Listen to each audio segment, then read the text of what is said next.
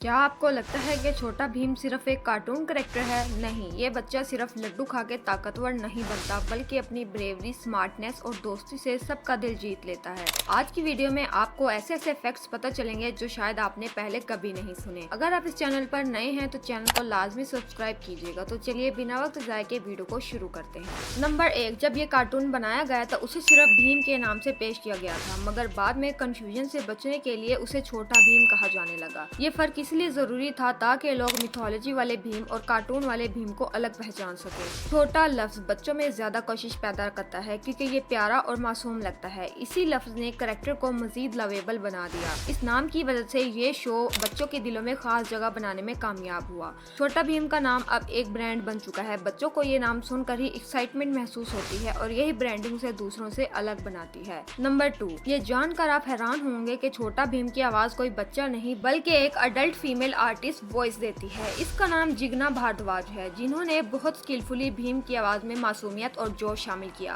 बच्चों के किरदारों की आवाजें अक्सर खवातीन देती हैं क्योंकि उनकी आवाजें हाई पिच और सॉफ्ट होती हैं। जिग्ना की आवाज की खास बात यह है कि वो भीम की एनर्जी और एक्साइटमेंट परफेक्टली एक्सप्रेस करती है। ज्यादातर लोग समझते हैं कि ये किसी लड़के की आवाज है, मगर हकीकत बिल्कुल मुख्तलिफ है। यही वॉइस एक्टिंग कार्टून को मजीद दिलचस्प और लाइवली बनाती है। बगैर अच्छी वॉइस एक्टिंग के भीम इतना कामयाब ना होता। नंबर 3, छोटा भीम सिर्फ भारत में नहीं बल्कि कई ममालिक में भी देखा जाता है। ये कार्टून नेपाल, श्रीलंका, यूएई, बांग्लादेश और साउथ ईस्ट एशिया के बच्चों में भी काफी मकबूल है। वहाँ ये या तो अंग्रेजी में आता है या लोकल जुबानों में डब हो चुका है। भारतीय कल्चर और स्टोरी टेलिंग का अंदाज ग्लोबल ऑडियंस को भी पसंद आता है। भीम की बहादुरी और दोस्ती जैसे वैल्यूज दुनिया भर के बच्चों से कनेक्ट करती हैं। यही वजह है कि कार्टून इंटरनेशनल लेवल पर भी जगह लेने में कामयाब हुआ।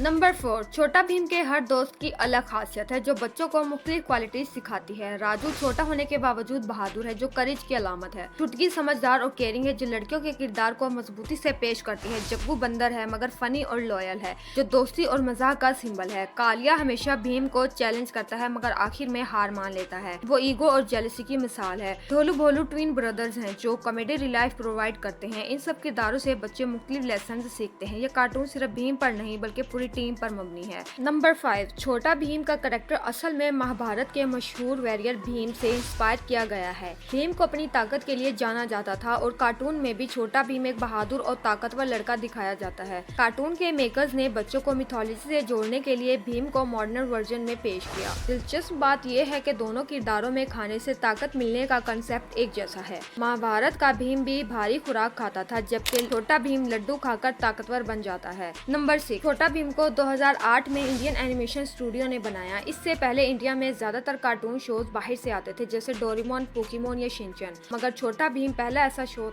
जिसकी कहानी, कैरेक्टर और जुबान सब इंडियन थे। इसने इंडिया के बच्चों को पहली बार ऐसा कार्टून दिया जिसमें वो खुद को देख सकते थे। भारतीय कल्चर, क्लॉथ्स, खाने और वैल्यूज इस कार्टून में नुमाया है। ये शो इतना कामयाब हुआ कि कई दूसरे इंडियन कार्टून ने भी इसके बाद अपना आगाज किया। छोटा भीम की वजह से इंडिया की एनिमेशन इंडस्ट्री को नई पहचान मिली। यह कार्टून सिर्फ एक शो नहीं बल्कि मूवमेंट बन गया। इसे लाखों बच्चे रोजाना देखते हैं और इसकी कामयाबी ने बाकी क्रिएटर्स को भी इंस्पायर किया है। नंबर 7, कार्टून में दिखाया जाने वाला गांव ढोलकपुर कोई हकीकी जगह नहीं है। ये एक फिक्शनल जगह है जिसे खास तौर पर कार्टून के लिए बनाया गया है। ढोलकपुर में जो महल, जंगल और लोग दिखाए जाते हैं वो इंडियन विलेजेस से मुतासिर हैं। इस जगह का डिजाइन कुछ राजस्थान या मध्य प्रदेश जैसे इलाकों जैसा लगता है। बच्चों को गाँव की जिंदगी और माहौल दिखाने के लिए ढोलकपुर बनाया गया। यहाँ के सीन्स में हर चीज साफ, रंगीन और दोस्ताना दिखाई गई है। इसका मकसद बच्चों में पॉजिटिविटी और इमेजिनेशन पैदा करना है। ढोलकपुर को इतना रियलिस्टिकली डिजाइन किया गया है कि बच्चे उसे रियल समझने लगते हैं और यही इसकी सबसे बड़ी कामयाबी है, एक इमेजिनरी दुनिया जो हकीकी महसूस होती है। नंबर 8, कार्टून में भीम जब भी लड्डू खाता है तो फौरन उसकी ताकत कई गुना बढ़ जाती है। ये लड्डू आम लड्डू नहीं है बल्कि मैजिक जैसे दिखाए गए हैं। हर एपिसोड में भीम इन्हीं लड्डू की मदद से किसी दुश्मन को हरा देता है। बच्चों को लड्डू पसंद होते हैं इसलिए कार्टून का पावर बूस्टर बनाया गया है। ये आइडिया न सिर्फ फनी है बल्कि क्रिएटिव भी है। भीम की ताकत को किसी वेपन के बजाय खाने से जोड़ना उसे यूनिक बनाता है। लड्डू को ताकत की अलामत के तौर पर दिखाकर कार्टून में इंडियन फूड कल्चर को सेलिब्रेट किया गया है। बच्चों को ये दिखाया जाता है कि लोकल चीजें भी वैल्यूएबल हो सकती हैं और इससे कार्टून की रूटेड फीलिंग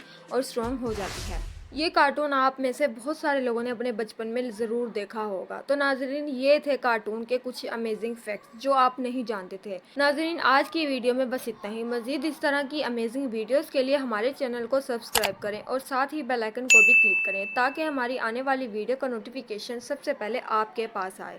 और वीडियो को लाइक करना ना भूलिएगा।